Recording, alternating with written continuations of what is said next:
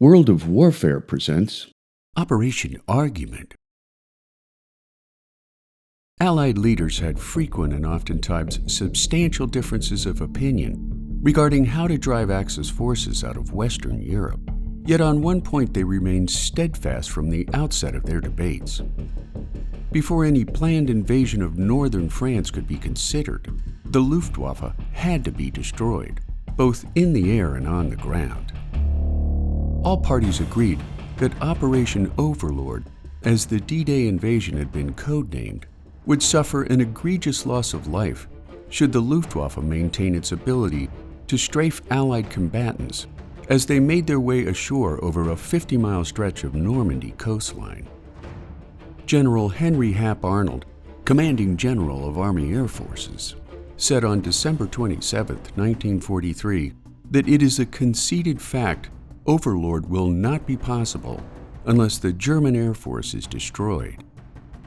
In an effort to degrade the Luftwaffe and defeat the Nazis, air war planners selected 177 industrial and military targets, which Arnold felt would deprive Hitler of the necessary means to wage war. Executed in order of strategic importance, for the 8th Air Force flying from scores of air bases in Great Britain, Allied airmen were tasked with bombing 19 targets in occupied countries, ball bearing plants, and 13 major synthetic oil refineries, while the 15th Air Force, flying out of 21 air bases in southern Italy, was ordered to destroy ball bearing plants and synthetic oil refineries in southern Germany, political targets in the Balkans, and rail transport hubs in Romania and southern France.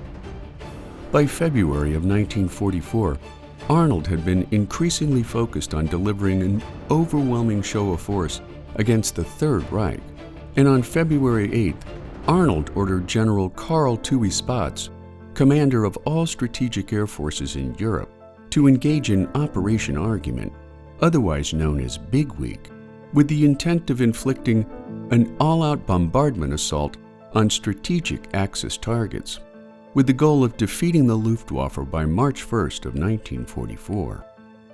Weather in both England and Italy had proven to be a persistent nemesis for both air forces, prompting Lieutenant General Jimmy Doolittle to remark in mid-February, as he waited for the Big Week missions to begin, that man proposes, but it is God who disposes.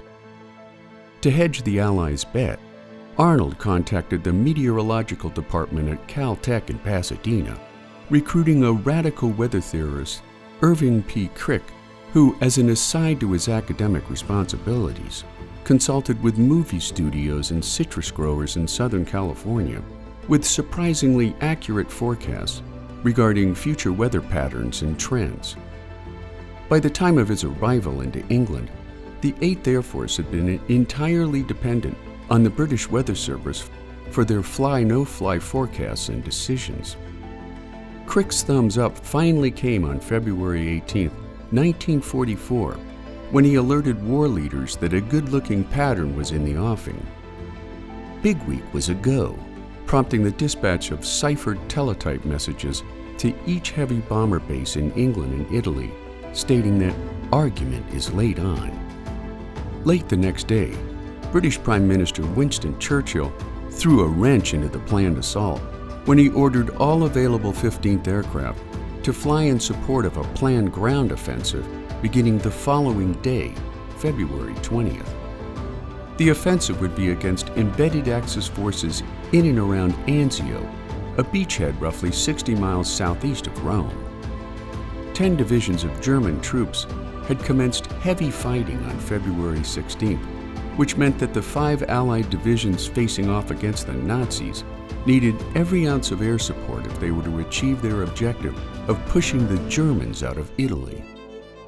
While Allied air leaders expressed bitter disappointment, Air Force General Ira Eaker ultimately committed the 15th to double duty, first to assist the ground forces at Anzio before engaging in Big Week. As a result, the 15th joined Big Week for the later half of the offensive, beginning February 22, 1944. On the 15th's first mission of Big Week, the 98th Bomb Group participated in a raid on aircraft factories at Regensburg. 15 minutes from their target, the bomber stream experienced both accurate flak and heavy fighter interdiction. A group of Me-110s attacked a Liberator named Butch. Waist gunner John Goldbach saw them first, and he announced over the intercom, "Let 'em have it." The ensuing attack damaged the ball turret, trapping Harold Carter inside. Unable to force the turret open, radio operator Overy returned to his radio room to inform the captain of the situation just as the bomber exploded in midair. Overy lost consciousness when he was blown free from the doomed bomber, coming to at around 5,000 feet to see that his parachute had miraculously been blown open by the explosion. Overy was the only surviving member of Butch's crew, spending the remainder of the war in a German POW camp. On Big Week Wednesday, while the 8th was grounded by bad weather, many elements of the 15th conducted a clear sky raid on Steyr, Austria. Crew Chief Frank H. Kuhn was along for the ride after making a decision that profoundly altered his wartime experience as he transitioned from a ground mechanic or ground pounder to airman. Assigned to the 376th Bomb Group, Kuhn was working the flight line on Big Week Wednesday when an engineer aboard Jim White's Liberator laid down on the hard stand and refused to join his crewmates on the impending mission. With planes in the final stages of departure, Kuhn's line chief asked if he wanted to go on active flight duty, and after 2 years toiling on heavy bombers, Kuhn saw the light at the end of the tunnel. 50 missions in the air, and his military service would be over. As bad luck would have it, he climbed aboard one of 8 heavies lost by the 376 that day. Flak and fighters over the target came up fierce and accurate, and after losing 2 engines on the same side of the plane, White gave the bailout order before an extinguished fire in the fuselage had a chance to reignite. Floating down in his parachute, Kuhn's biggest worry was being eaten by bears or wolves, since he hadn't been issued the standard .45 caliber pistol worn by 8th and 15th Airmen. Once he landed on a snowy mountainside, 2 Austrians skied up to him and fashioned some snowshoes so that they could help Kuhn down toward a small village he had seen while still in the air.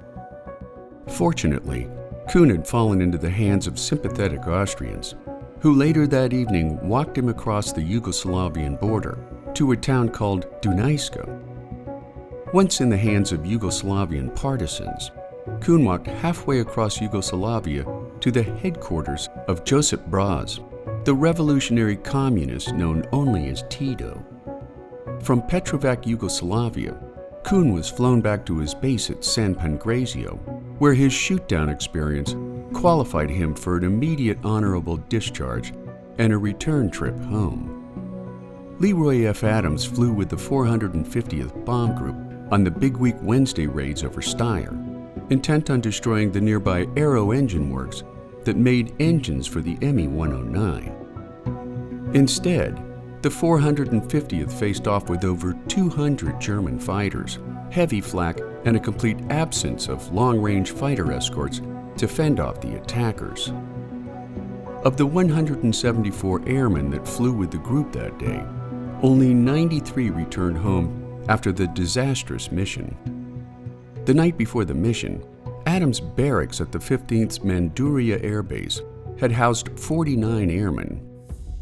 On the night of his return, he was one of 9 men to sleep fitfully until dawn. On Big Week Thursday, the 82nd Fighter Group's assignment was to escort some big friends home, as heavy bombers were known, after yet another raid on a factory near Steyr. Arriving late at the rendezvous point, the P-38 pilots witnessed hundreds of single and twin-engine German fighters attacking B-17s of the 2nd Bomb Group. The dogfight that followed resulted in 8 destroyed German fighters, 2 probables and 3 damaged. Gene Chatfield of the 96th Fighter Squadron downed an Me-410, while his squadron mate, Fred Phillips, was in a flight that made a pass on 4 enemy planes.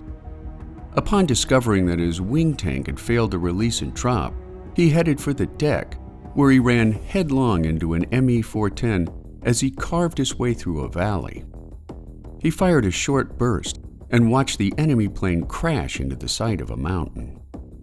The day may have been victorious for the 82nd, but before their rescue of the besieged bomber stream, the 2nd Bomb Group lost a complete box of 10 B-17s.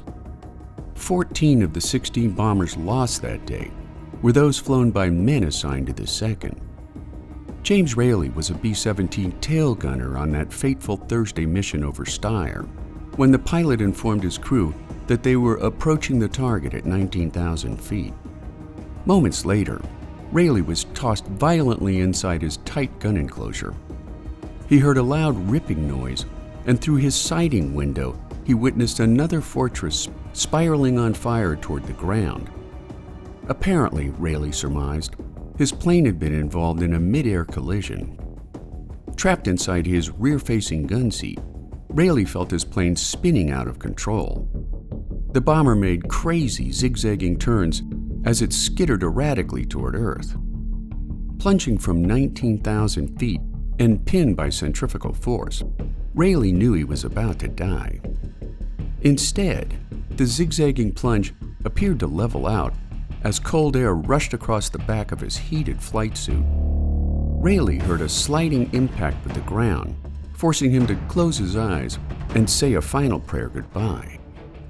When Raley's plane came to rest, he opened his eyes to the sight of pine trees all around him. Fearing a fire, he fought his way from the downed plane, grabbing some candy in his shoes as he scrambled into the forward part of the plane.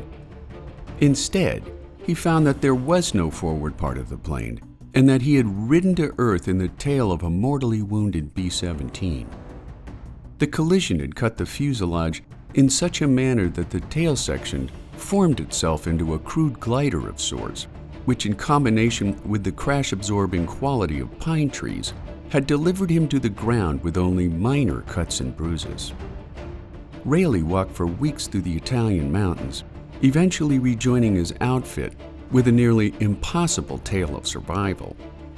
The other 9 men of his crew were never heard from again. On the final day of Big Week, February 25, 1944, more than 1,000 bombers from the 15th and 8th Air Forces pounded industrial and communication targets at Steyr, along with German targets at Regensburg, Augsburg, Fürth, and Stuttgart. The damage was staggering, but so were the losses in terms of equipment and air crews. 64 bombers went down that day, including 640 airmen. While both the 8th and the 15th attacked the Prüfening Me-109 plant near Regensburg, German flight controllers singled out the 15th for an attack by over 150 single and twin-engine fighters.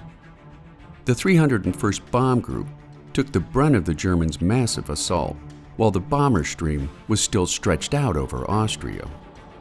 Groups of 20 enemy fighters attacked the bomber stream in wave after wave of punishing assaults, oftentimes closing to within 100 yards before opening up on Allied formations.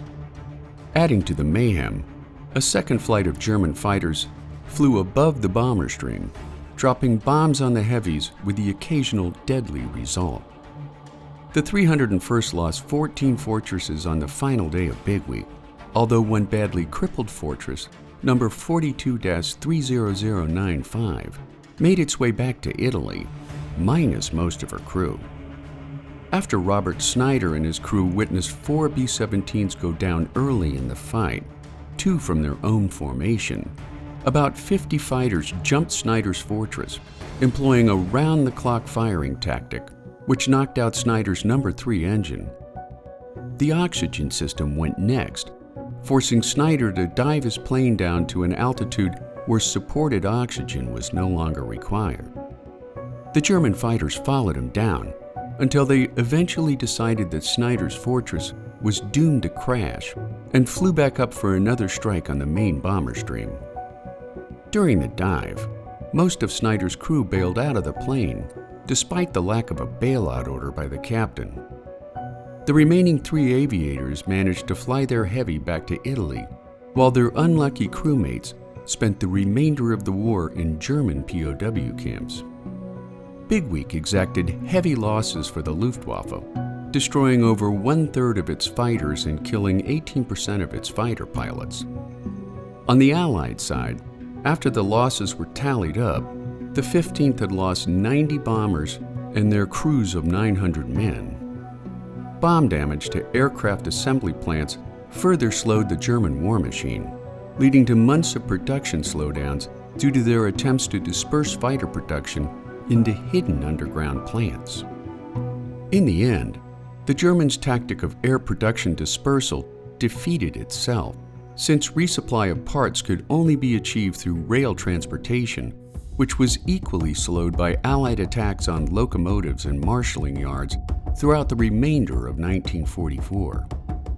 Together with the RAF, Big Week cost the Allies 290 fighters, 357 bombers, and over 2,000 airmen killed or captured, making Big Week one of the bloodiest, most destructive weeks of the Second World War.